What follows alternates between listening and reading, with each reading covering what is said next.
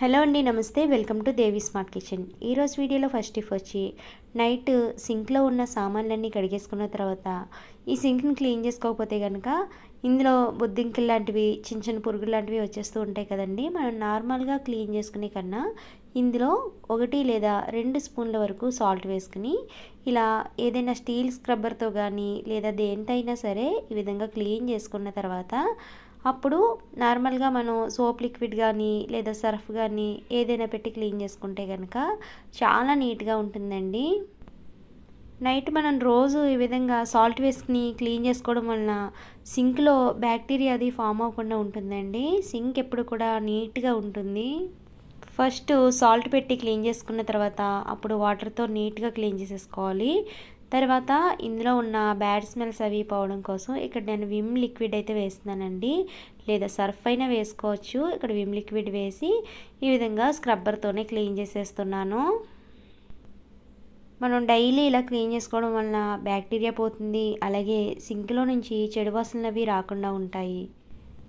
ఈ టిప్ మీకు హెల్ప్ అవుతుంది అనుకుంటే కనుక ట్రై చేయండి. అలాగే నెక్స్ట్ టిప్ వచ్చి మన ఇంట్లో వెల్లుల్లిపాయలని తెచ్చుకున్నప్పుడు ఒక్కొక్కసారి ఎక్కువ క్వాంటిటీలో తెచ్చుకుంటాం కదండి. అటువంటిప్పుడు వీటిని స్టోర్ చేసుకుంటే ఎక్కువ కాలం ఫ్రెష్గా ఉండవు, ఫంగస్ లాంటివి పట్టేసి బ్లాక్గా అయిపోతాయి, అలాగే గుల్లగా అయిపోతూ ఉంటాయండి. అవన్నీ కూడా మనం వేస్ట్గా పడేయాల్సి వస్తుంది. అలా కాకుండా ఉండాలంటే వెల్లుల్లిపాయలు ఫ్రెష్గా ఉండాలంటే ఈ టిప్ అయితే ట్రై చేసి చూడండి.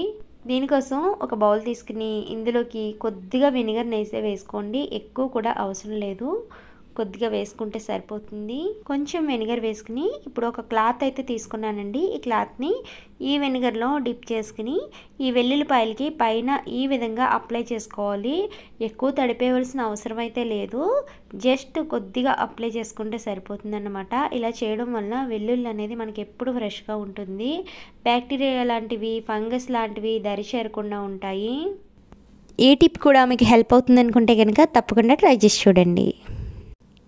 అలాగే నెక్స్ట్ టిప్ వచ్చి మన ఇంట్లో ఇలాంటి డబ్బాలు అయితే ఉంటాయి కదండి. ఈ డబ్బాలు అంతా బాగానే ఉంటాయి. మనం ఇందులో స్నాక్స్ వేసుకోవాలన్నా లేదా ఇంకేమైనా గ్రోసరీస్ లాంటివి వేసుకోవాలన్నా మూత అయితే లూజ్గా ఉంటుందండి. ఒక్కో డబ్బా అయితే ఇలా పట్టుకుంటే చేత్తో పట్టుకుంటే ఇలా లూజ్ అయిపోతుంది. నేను ఈ డబ్బాలు అయితే పిల్లల బిస్కెట్స్ అవి స్టోర్ చేస్తూ ఉంటాను.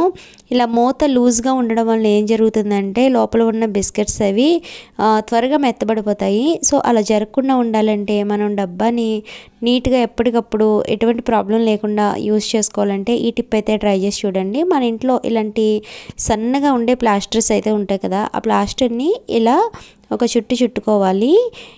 ఇక్కడ నేను ఏంటంటే మూత మరీ లూజ్గా ఉంది కాబట్టి 2 చుట్ల వరకు చుట్టుకుంటున్నానండి. ఇలా చుట్టుకున్న తర్వాత కట్ చేసేసి ఇప్పుడు మూత పెట్టుకుంటే కనుక మూత అయితే మనకి చాలా టైట్గా ఉంటుంది. మూత లూజ్ అయిపోయిందని ఈ డబ్బాని పక్కన పెట్టవలసిన అవసరం లేదండి. ఈ విధంగా అయితే యూస్ చేసుకోవచ్చు అన్నమాట.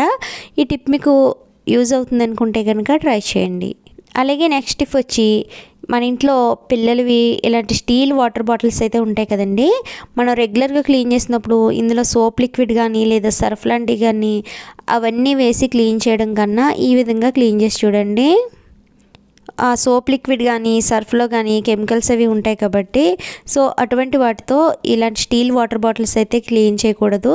సో దీనికోసం మన ఇంట్లో ఉన్న రాళ్ళు ఉప్పుని అయితే వేసుకోవాలి, లేదా సాల్ట్ అయినా వేసుకోవచ్చు. ఇక్కడ నేను రాళ్ళు ఉప్పు ఉంది కాబట్టి ఇదైతే వేస్తున్నాను.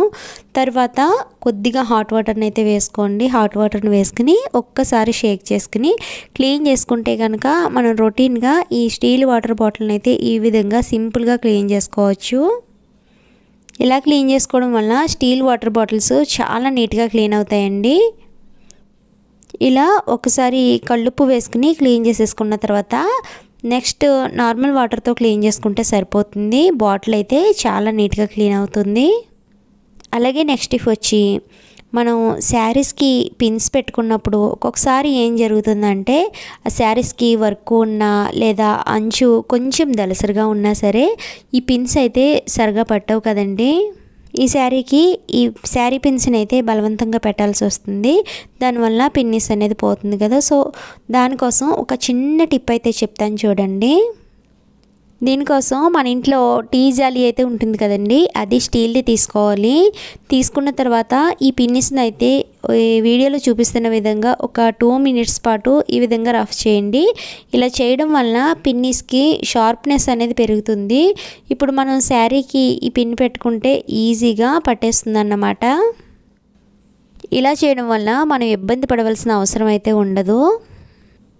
అలాగే మనం శారీకి తగ్గట్టు మ్యాచింగ్ పైట పిన్స్ని అయితే కొనుక్కుంటూ ఉంటాం కదండి, అవి సరిగ్గా పనిచేయకపోతే కనుక ఈ టిప్ అయితే యూస్ చేయొచ్చు.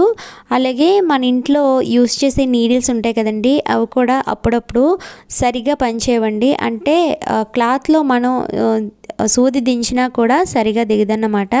సో అటువంటప్పుడు ఇలా టీ జాలి తీసుకుని ఈ విధంగా షార్ప్నెస్ పెంచుకోవచ్చు. ఇలా 1 లేదా 2 నిమిషాల పాటు ఈ విధంగా రఫ్ చేసుకుంటే సరిపోతుంది.